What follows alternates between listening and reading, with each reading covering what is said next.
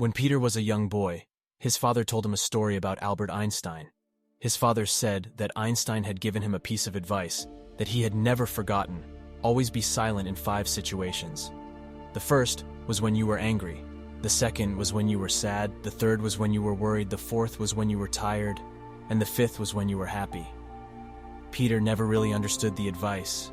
Until he grew up and started working in a busy office, he found himself getting angry and stressed out all the time. And he started to take Einstein's advice to heart. Whenever he felt angry or upset, he would take a deep breath and remain silent. Whenever he was worried or tired, he would take a break and recharge his batteries. As time went on, Peter became known in his office for his calm and composed demeanor. He never raised his voice or got flustered.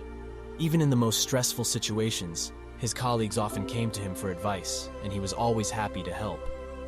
One day, Peter was promoted to a higher position in the company.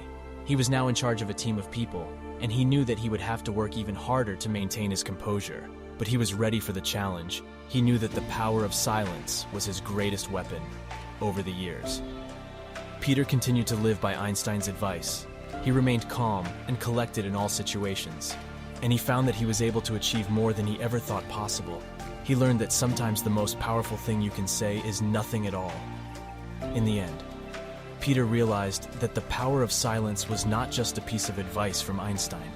It was a way of life, and he was grateful for the wisdom that had been passed down to him from one of the greatest minds in history. Silence is the most powerful weapon in the world. Anger is best left unsaid when you're sad. Sometimes silence is the best company. Worrying is like a rocking chair.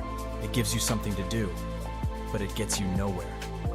Rest is not idleness until I sometimes on the grass under trees on a summer's day, listening to the murmur of the water or watching the clouds float across the sky, is by no means a waste of time. Happiness is not something ready-made. It comes from your own actions. Being calm is a superpower.